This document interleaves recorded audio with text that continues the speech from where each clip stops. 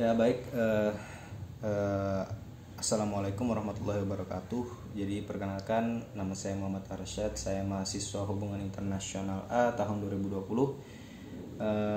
Sebelumnya saya minta maaf, mungkin ada sedikit kebisingan dari suara petir gemuruh karena di rumah saya ada badai. Jadi sesuai tema, video ini akan berisi tentang pertanyaan-pertanyaan yang telah terjadi dalam hidup saya yang mungkin bersangkutan dengan filsafat.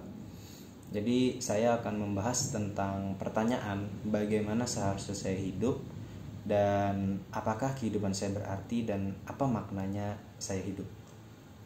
Sebelum langsung to the point ke inti jawabannya, saya mau mencoba highlight sedikit tentang cerita. Iya, bisa dikatakan pengalaman yang betul-betul sangat berarti bagi saya selama saya hidup.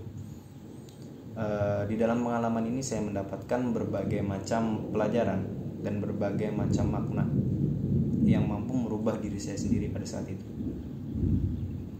Peristiwa ini bisa dibilang sedikit sensitif untuk dijelaskan, tapi mungkin saya akan mencoba menjelaskannya dalam kategori yang wajar lah gitu.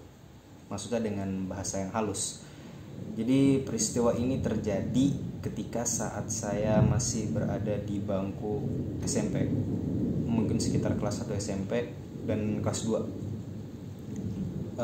Pada saat itu saya berada di sekolah SMP unggulan, mungkin unggulan kurangannya, maksudnya saya berada di SMP favorit, di mana SMP itu mungkin terkenal dan luar biasa bagus untuk di daerah kota saya sendiri.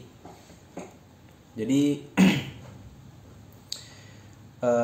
peristiwa pengalaman itu terjadi karena keteledoran diri saya sendiri dalam memilih teman dan bergaul dengan teman-teman saya. Jadi saya kurang selektif dalam memilih teman pada saat itu. Jadi pada saat kelas 1 SMP saya mendapatkan masalah, yaitu dipindahkan, ya dimutasi, dipindahkan atau mungkin bisa lebih kasarnya dikeluarkan dari sekolah favorit itu. Padahal status saya di sana, saya masih dianggap sebagai anak berprestasi karena saya banyak mengikuti lomba-lomba di sana. Jadi pada saat itu otomatis orang-orang rumah, keluarga saya pada tahu kan, wah ternyata Arsyad dikeluarkan gini. Otomatis mereka marah kan kayak gitu. Jadi ya karena kejadian itu, peristiwa itu, saya bisa dikatakan menjadi orang yang kurang diberi respect oleh orang-orang rumah, terutama orang tua saya dan keluarga terdekat saya. Dan dari situ saya merasakan bahwa berat rasanya hidup tanpa dapat perhatian dari orang sekitar kita, hidup tanpa dapat perhatian dari keluarga terdekat kita, apalagi orang tua, ayah dan ibu. Menurut saya pribadi, bagi saya pengalaman ini sangat mempunyai makna yang luar biasa dalam hidup saya. Karena dari pengalaman ini saya mampu menjadi pribadi yang lebih mandiri ke depannya. Sebenarnya pengalaman ini bisa dikatakan sebagai peristiwa broken home, tapi bukan broken home antara orang tua cowok dan orang tua cewek, bukan. Tapi ini broken home antara anak dan orang tua. Jadi ketika kalian sebagai anak yang tidak dianggap oleh orang tua, maksudnya bukan tidak dianggap sih, tapi kalian tuh diperlakukan sudah bebas. Maksudnya mereka tuh sudah capek untuk menasihatin kalian gitu. Jadi ibarat kata tuh kalian tuh sudah di-free-kan, sudah dibebaskan. Kalian tidak dilarang ini itu lagi, semua bergantung kepada kalian sendiri. Memang pada saat itu semua anak-anak pasti mendambakan yang namanya kebebasan. Tapi bagi saya pada saat usia itu, bebas itu bukan berarti bebas nggak diurusin makan, nggak diurusin tempat tinggal dan lain-lain. Tapi bagi saya bebas itu masih ada, seharusnya ada teguran dan nasihat. Tapi pada saat itu, karena kejadian itu, saya tidak mendapatkan respect dan perhatian yang wajar dari orang tua saya. Contoh nih, misalnya ya, saya tinggal di rumah, saya bayar listrik sendiri, saya bayar air sendiri, saya beli makan sendiri, saya masak sendiri. Jadi mereka sudah tidak mengurus saya lagi, kayak gitu. Bahasa kasar kayak gitu ya. Ya walaupun memang itu yang terjadi pada diri saya. Terus apa sih kaitannya dari highlight cerita ini, pengalaman saya ini kepada pertanyaan ini? Dari pengalaman ini saya menyimpulkan dan saya mendapatkan pertanyaan di dalam diri saya, bagaimana sih seharusnya aku hidup jika kondisiku dalam keadaan begini? Dari pengalaman tersebut mengajarkan saya bahwa yang pertama, kamu harus hidup menjadi orang yang baik. Sudah pasti. Orang baik, jujur, dan mandiri. Itu sudah pasti. Dan yang lebih penting adalah menjadi diri sendiri, be yourself. Menurut saya menjadi diri sendiri itu adalah hal yang sangat penting.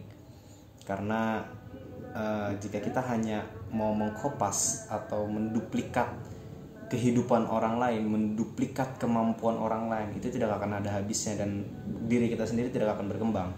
Jadi kalau menurut saya dari pengalaman itu saya mendapatkan pelajaran bahwa ciptakanlah ciri khas kamu sendiri.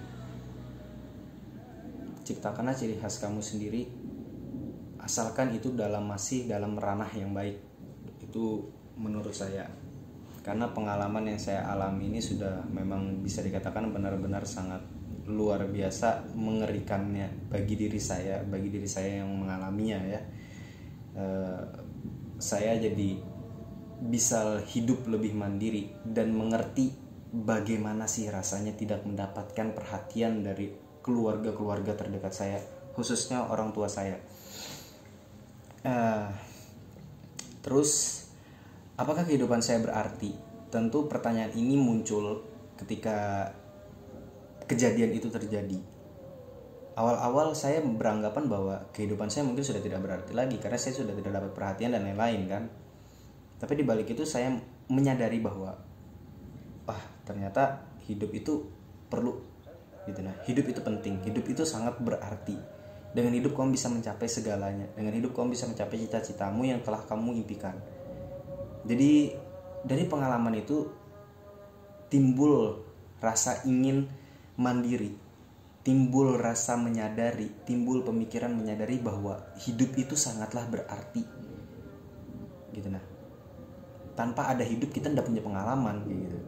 Jadi pengalaman-pengalaman yang sebelumnya itu mengajarkan saya bahwa hidup itu sangat berarti. Terus apa maknanya saya hidup? Dari pengalaman yang sudah saya alami, ya seperti yang saya sebutkan tadi, maknanya luar biasa besar. Bisa dikatakan kalau bahasa singkat dan bahasa kasarnya, saya menjadi pribadi yang tidak kaget akan masa tua dan akan masa mendatang. Jadi ibarat kata tuh sedia payung sebelum hujan. Bagi saya pribadi, saya menanggapnya begitu.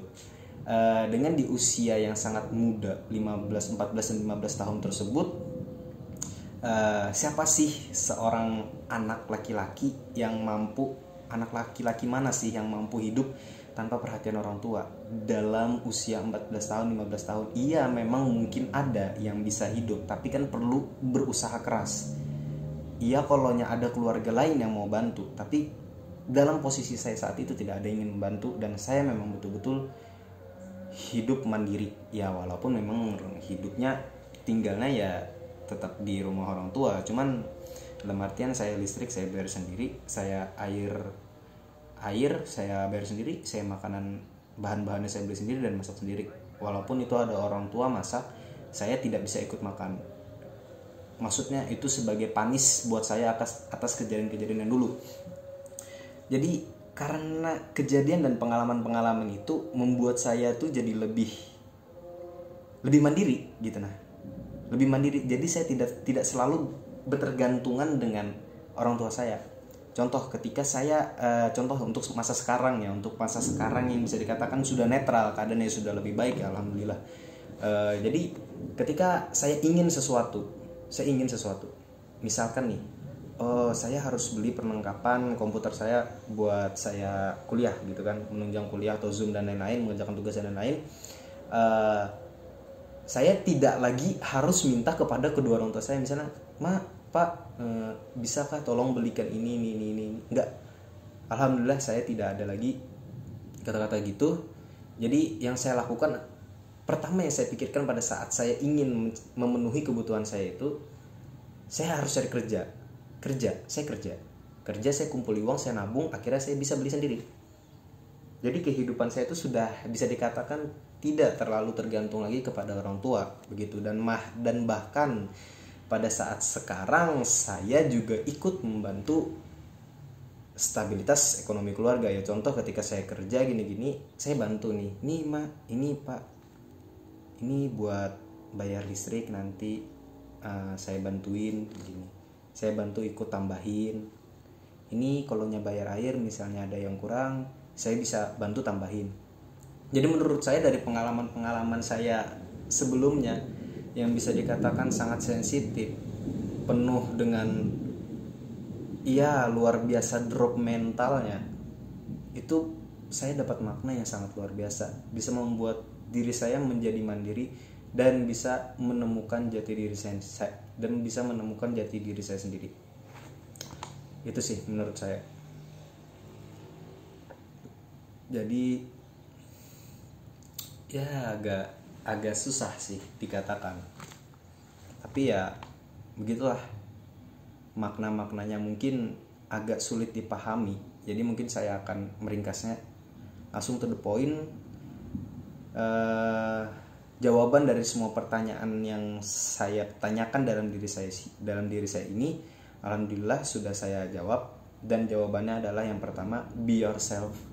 Jadilah diri kamu sendiri, ciptakan ciri khas kamu sendiri, dan sukseslah dengan ciri khas kamu sendiri dalam ranah yang positif atau baik. Buat kehidupan kamu menjadi sangat berarti, karena kehidupan itu sangat penting. Dan dari kehidupan, dari berbagai macam pengalaman, itu pasti punya makna yang berjuta-juta makna dan bisa menjadi pelajaran untuk kedepannya. Itu sih jawaban saya. Ketika saya bertanya, akhirnya saya bisa menemukan jawaban, dan jawaban itu berasal dari pengalaman-pengalaman saya yang sudah saya lalui. Mungkin sekian video singkat saya kali ini. Kurang lebihnya saya mohon maaf jika ada ketidakjelasan dalam penyimpulan kata atau penjelasan makna, saya mohon maaf. Kurang lebihnya saya undur diri. Wassalamualaikum warahmatullahi wabarakatuh. Terima kasih.